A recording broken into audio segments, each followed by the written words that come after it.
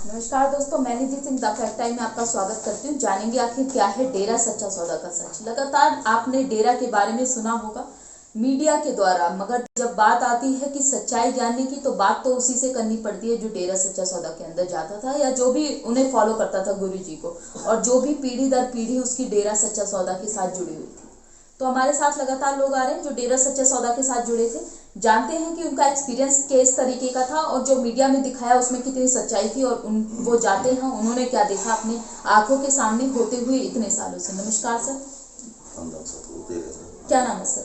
मेरा sir Amrik Singh Ansari. Sir डेरा सच्चा सौदा से कब से जुड़े? कम से कम जी 40 साल हो गए। सर 40 साल एक काफी लंबा समय जो कहते हैं 40 साल होते हैं जी। तो क्या आपने कभी कुछ गलत देखा है डेरा के अंदर?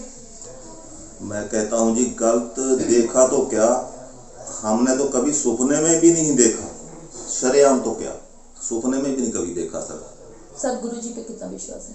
विश्वास तो क्या बताएं जी, जबान कुछ बोल नहीं सकती, कैसे बताएं, क्योंकि जबान से तो बताया नहीं जा सकता। भी मालिक के बारे में, संतों के बारे में मेरे अंदर कितना विश्वास है या मतलब कितना मेरे अंदर प्यार है, ये तो मालिक जानता है या मैं जानता हूँ। इतना क्या बताएं। क्या कारण है सर इस विश्वास का? क्या दिया है गुरु जी ने आपको?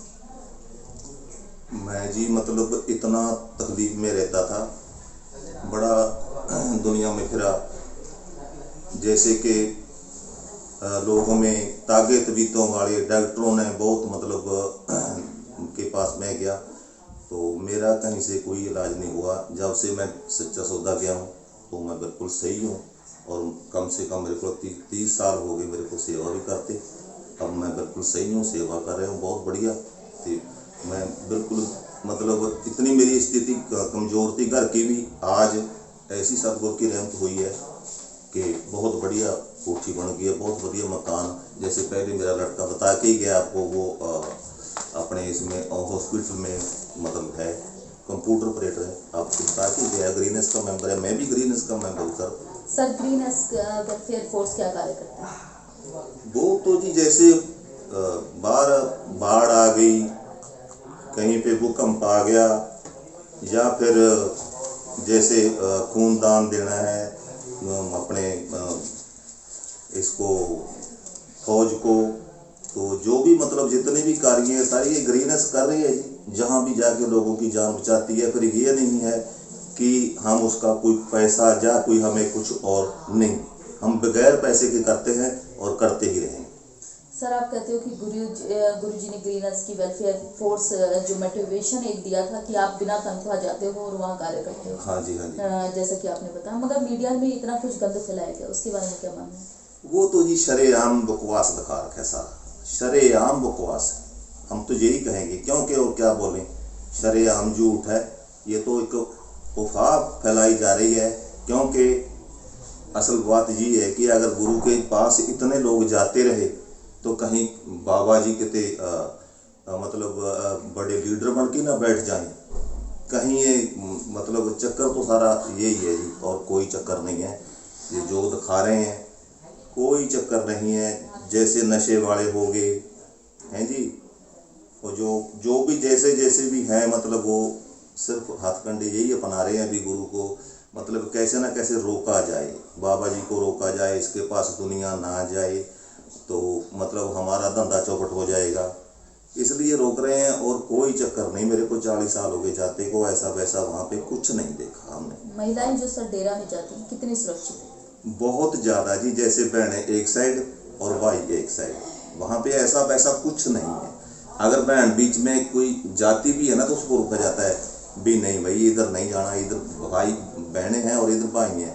ऐसे मतलब अलग अलग प्रोग्राम है, ऐसे नहीं है कि बीच में भाई और बीच में बहना, ऐसा कुछ नहीं है। वहाँ पे अलग अलग प्रोग्राम है, अलग अलग भाइयों का, अलग ही बहनों का।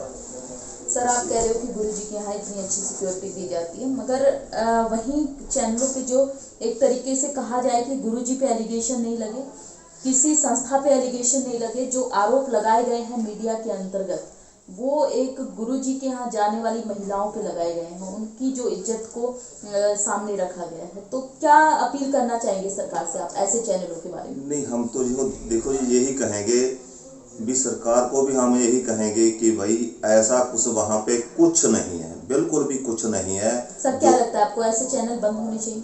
बिल्कुल बिल्कुल बिल्कुल, हाँ। ये तो जो ऐसा दिखाते हैं ना जी, हम तो यही कहेंगे, अगर ऐसा कोई मीडिया दिखाता है ना, किसी के बारे में दिखाता है, हम सिर्फ गुरु के बारे में नहीं कहते, चाहे कोई भी धर्म है, किसी के धर्म के कोई खिलाफ बोलता है ना, हम ये नहीं चाहते कि मतलब उसको गलत बोला जाए, कि वो मीडिया मतलब ऐसा जो दिखाता है वो बंद ही होना चाहिए, वो ऐसे चैनल बंद हो जाने चाहिए। बिल्कुल ये सही सवाल पूछा आपने। ये तो सर समाज में गुरुजी की आज कितनी जरूरत है? आज गुरुजी नहीं है तो क्या प्रभाव पड़ रहे हैं? आज जी अगर गुरु नहीं है तो जैसे ये अब महामारी चल रही है, कोरोना आया, क्यों आया? मैं ये दावे से कहता हूँ, अगर गुरुजी बाहर होते, ये कोरोना आज यहाँ लोगों मतलब जैसे इतनी मतलब ये चक्कर पड़ रहा है, लोग मर रहे हैं बेचारे उस कोरोना की वजह से, अगर गुरुजी बाहर होते ना, ये कोरोना नहीं होता।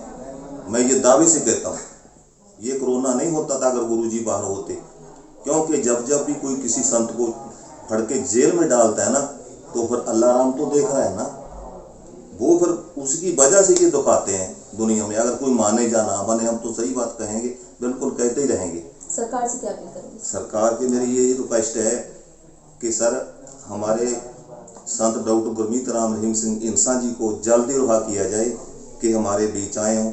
और जैसे अब नशा बढ़ रहा है जी, तो बहुत एक्सीडेंट हो रहे हैं, मतलब जिस दिन गुरु जी अंदर गए हैं उस दिन से ही ये ज़्यादा मतलब जैसे बीमारी या फिर नशा, ऐसा ये मतलब बहुत बढ़ रहा है। हम तो यही रिक्वेस्ट करेंगे कि सर हमारे गुरु को जल्दी से जल्दी रिहा किया जाए, क्योंकि इन बीमारियों से बचाया जा सके। तो गुरु जी हमारे बाहर आएंगे तो बीमारियां भी सभी भाग जाएंगी।